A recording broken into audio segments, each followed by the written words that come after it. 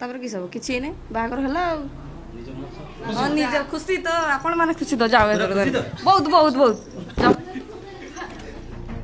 कोलरे 13 मासर छुआ धरी प्रेमिक को बाहा हेले प्रेमिका से पुणी एमिति सेमिति प्रेमिका नुहे विवाहित प्रेमिका अर्थात से आउ जनक स्त्री प्रेम निशा एमिति घारीथिला जे 13 मासर छुआ को धरी स्वामी को मेडिकल पठाई प्रेमिक सह छु कले विवाहित प्रेमिका शेषरे लोकंको हातरे धरा पड़ी मंदिर रे हेला बाहाघर एपटे बिचरा स्वामी मेडिकल बेड रे ऑपरेशन पाई एडमिट होइछंती।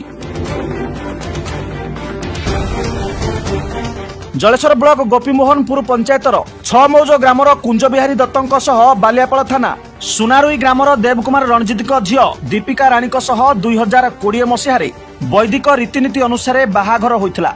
उभयंक 13 मासर शिशु कन्या रही। स्त्रीर खुशी पाई स्वामी विभिन्न अलंकार सह स्कूटी गाड़ीटे मध्य किणी दैछंती। तेबे गत 2 दिन तले कुंज बिहारी देह असुस्थ हेबारु कटक मेडिकल को जिबा पाई स्त्री दीपिका राणी निजर स्कूटी रे स्वामी को बसाई जलेश्वर स्टेशन रे छाड़िथिले। स्वामी को मेडिकल पठाई दीपिका राणी आउ घर को फेरी नथिले। परिवार पक्षरु 2 दिन धरी अनेक खोजाखोजी करिबा परे अपराह्न समय दीपिका राणी फोन रिसीव करी से अन्य जने युवकों को बाहा होइथिबा प्रकाश करथिले।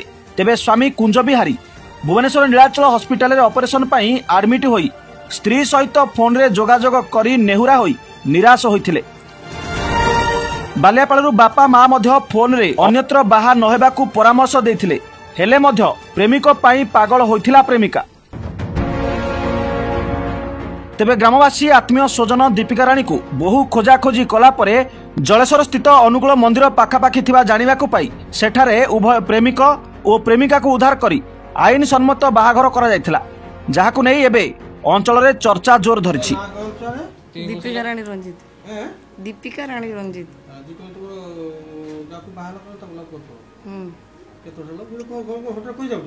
तीन वर्ष हला तापर कि सब किछि नै बागर हला हां निज खुशी तो आपण माने खुशी तो जावे बहुत बहुत बहुत के नाना बेलो भाई कमलाकांत।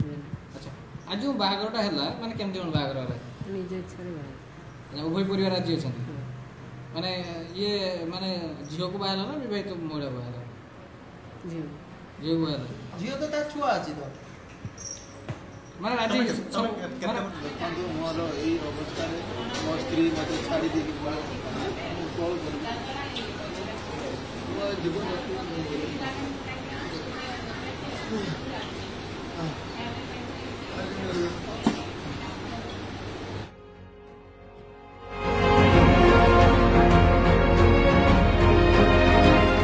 बालियापालरू दिलीप जेना को रिपोर्ट G99 न्यूज।